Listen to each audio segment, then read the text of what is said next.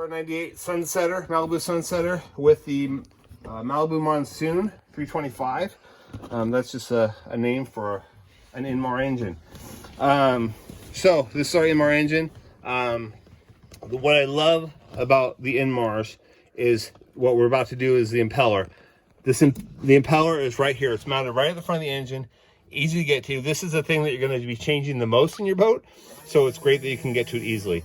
And the other thing I like about it is that it's above the water line. My brother's 91 over there has a pump down lower, and I did it on the lake one time and I had water coming in. So I had to take a hose off and have somebody hold it above water line. So anyway, this is great. It's driven off the crankcase. So even if the belt breaks, water is still going to be getting to the engine, although this water pump won't be pumping it through very well, but you will be getting some water through and getting it up there. So the impeller, what it does is it pulls water in this hose from the lake, right? It pumps it up to the lake, shoves it through, down this hose, through this transmission cooler right here, and then into the rest of the engine. This transmission cooler is important because something to know is if you wait on this impeller if you don't replace, you should replace it once a year, no matter what. It's like 20 bucks, not a big deal. It takes maybe 30 minutes. It won't even take us that long, I hope. But if you don't, it falls apart and rubber goes down this hose and ends up in the screen right in the front of this transmission cooler. Now notice this is a cone. So this happened to me one time. And I took this hose off and I put my finger in there and there was rubber in there. It had rubber wedged in the corners all the way around. It took me forever to get it out. Totally worth it. You don't want your boat to heat up anyway, because if you don't change it regularly, you will find out when the boat all of a sudden heats up, it has no water going through it. One sign is it sounds kind of hollow, kind of throaty. It's because it has no water going through and the water helps muffle, goes out the mufflers and helps muffle it. So that's one sign, be some smoking, and of course your gauge will be heating up. But you don't want to heat your engine up because it's bad for it. So we are using to get these screws off, 4 screws. We're using a 5/16. No, that's not right. Yep, it is 5/16 wrench to get these 4 screws off. There is a slot in them you could use a screwdriver. However, the pylon's here, which makes it hard. And also I have a boom mount here too, so that makes it even harder as well. So we're gonna take these 4 screws out. There's 1, there's 2. Let me loosen the other 2. Whoops, my thingy flipped. I have an auto bilge that just turned on. It checks for water. I don't like it because it drains the battery. I either have to put a shutoff in or I have to plug my boat in. I actually have a charger built into the boat I added. I can just plug it into the wall. All right, so put those aside. Here's a gasket. Your new impeller should come with a gasket. Here's my replacement. It's a Johnson. Hold on, it's been opened before, so let me find. This one's Johnson F6 series and ski boats. 09-812B-1. Pretty easy. There aren't that many that look like this. It's got the spline inside, and then it's long. I believe the one on my brother's 91 is shorter. It's not quite as long. It has a D instead of a spline. So that's the difference with that. So there you go. So now the trick is we have to get this out. Let me take the old gasket off. So if you look here, sorry, so see these are laid over, right? So it sucks the water in, and as the cavity gets smaller, that's what sucks it in and pushes it through. So all of these are actually shoved kind of funny.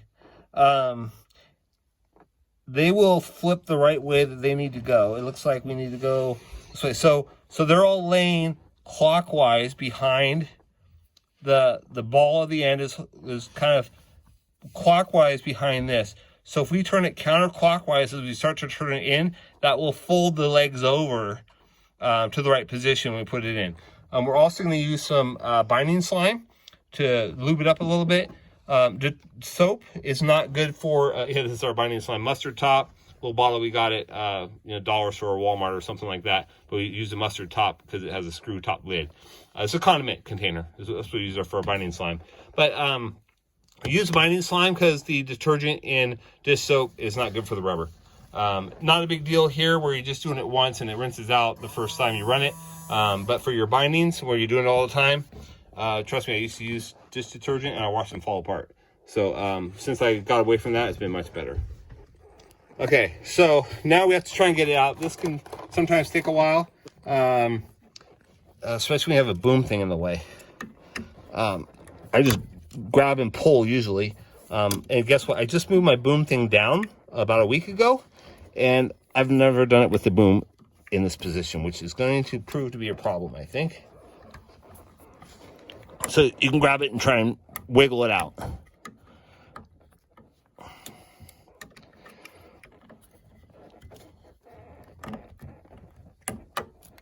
I might have to move my boom because I can't get a direct angle, straight in angle on it. It's sitting just off center from the pylon, so you can normally go on this side beautifully. But with my boom thing here, it's my boom mount, it's going to be a problem, I think.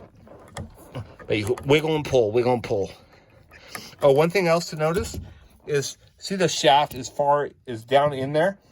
The great thing about that is that allows us to do what I mentioned before. We start to get the fins in there spinning clockwise. We get about halfway in before we actually engage into that. So that really gives us a good start to get those fins laid over as we push it in. So I'm going to keep working on this.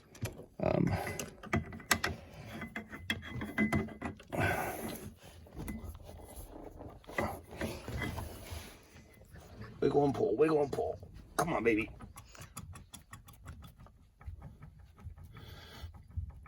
There it goes. So these channel locks have a, it's not a direct pull, so the handles are a little offset. So they allow me to get in there. The other thing I'll do sometimes, I've done before, if I find the screwdriver I'm sitting on, I'll put a screwdriver in, jam it into the rubber, and pry it too. That can sometimes help. But this seems to be working pretty well.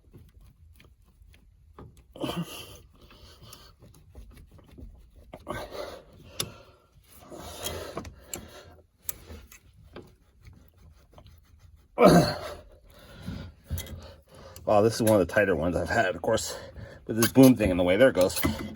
Boom. And so see, they're laid over naturally now because they've been in there so dang long.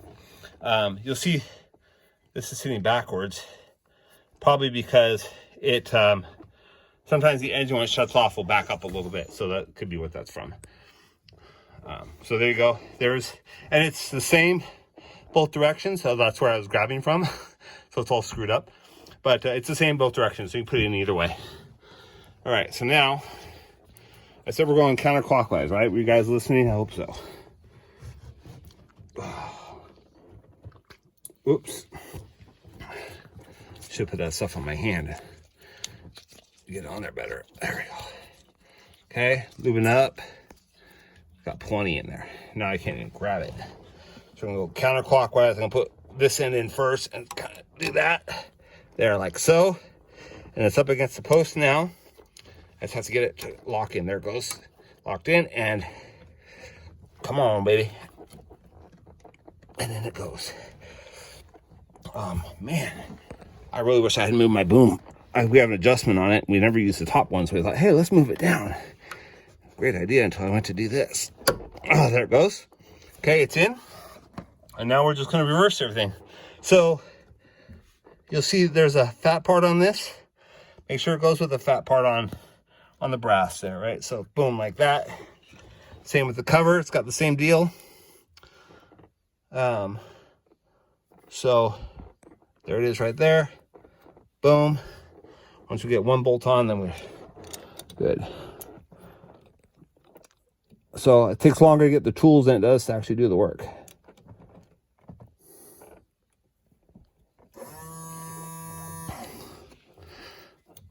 Of course, I'm having a little bit of trouble grabbing the bolts because I got binding slime on my hands, but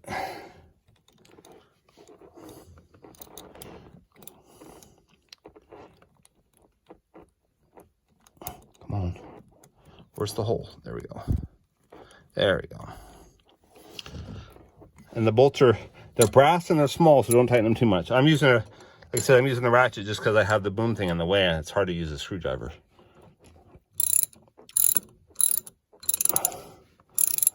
I like just grabbing the head of the ratchet so I can feel better how tight I'm going. Let me spin those in my hand a little bit more. All right.